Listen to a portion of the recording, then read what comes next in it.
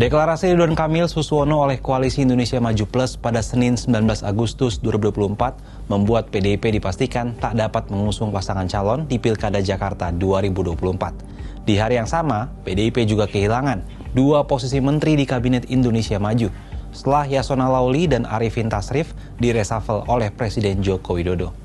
Dua peristiwa politik ini pun menimbulkan pertanyaan, kemana arah politik PDIP mendatang?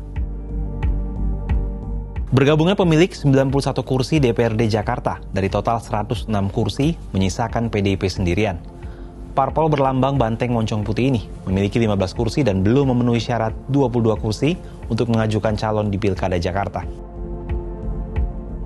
Terkait hal ini, Wasekjen PDIP Adiana Pitupulu pada Senin 19 Agustus 2024 di Jakarta menyebut PDIP tidak khawatir ditinggalkan parpol lain di Pilkada 2024. Meski demikian, ia tidak menjelaskan bagaimana langkah PDIP selanjutnya di Pilkada Jakarta. Kemarin, beberapa hari yang lalu, Partai A masih dukung Anies, lalu berubah. Ada Partai B masih dukung Anies, lalu berubah. Nah, sampai tanggal 29 ada nggak yang kemudian tadinya tidak dukung Anies, lalu berubah dukung Anies? Mungkin dong, kemungkinan itu sama saja besarnya. Artinya bahwa jangan kita patahkan, jangan kita tiadakan, jangan kita hilangkan juga kemungkinan dinamika politik yang sangat dinamis itu terus berjalan. Itu loh. Nah, bagaimana dengan sikap PDI Perjuangan? Yang pasti kita akan selalu bersama-sama dengan rakyat. Lantas bagaimana sikap PDIP terkait diresafalnya dua menteri dari Kabinet Indonesia Maju? Dalam kesempatan yang sama, Ketua DPP PDIP Jarod Saiful Hidayat mengungkapkan partainya tidak mempermasalahkan dua menterinya, yakni Yasona dan Arifin Tasrif, diresafel oleh Jokowi. Hanya saja Jarod mempertanyakan urgensi resafel yang dianggap tidak sesuai dengan kebutuhan rakyat dan syarat dengan kepentingan politis. Oleh karena itu, kita juga mempertanyakan apakah resafel kabinet itu juga hasil dari Pak Jokowi dengan presiden terpilih, yaitu Pak Prabowo. Karena kita melihat tadi Pak Prabowo tidak menghadiri acara pelantikan dan pengambilan sumpah, ya, reshuffle tadi pagi.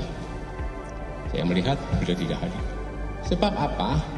Sebab dengan kebijakan strategis ini bisa membebani pemerintahan berikutnya, misalnya terkait dengan penempatan seseorang dalam jabatan strategis. Lalu kemana kira-kira langkah PDIP setelah ditinggalkan oleh Kim Plus di Pilkada Jakarta? Peneliti Pusat Riset Politik Badan Riset dan Inovasi Nasional Firman Nur dalam wawancara dengan Kompas Senin 19 Agustus memperkirakan PDIP tidak akan menerima tawaran Kim Plus untuk bergabung dan memilih tidak bertarung di Pilkada Jakarta 2024. Selain karena jumlah kursi yang kurang untuk mencalonkan, ada pertimbangan ideologis di balik keputusan PDIP tersebut. Yang kedua ya realistis. Kalau memang susah, kenapa harus berkeringat kalau toh akhirnya tidak menghasilkan sesuatu yang memang bisa diharapkan, baik di dalam konteks dia bisa sengit bertarung atau bahkan menang.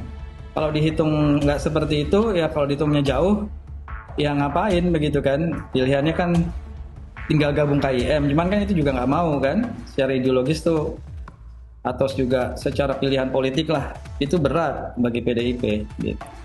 Pendaftaran pilkada baru akan dibuka pada 27 hingga 29 Agustus mendatang. Hingga batas waktu pendaftaran tersebut, masih ada peluang bagi PDIP untuk bisa meyakinkan parpol lain untuk bergabung dan berkoalisi. Menurut sahabat Kompas, siapa kira-kira parpol yang tertarik untuk bergabung dengan PDIP atau justru PDIP akan ditinggalkan sendirian?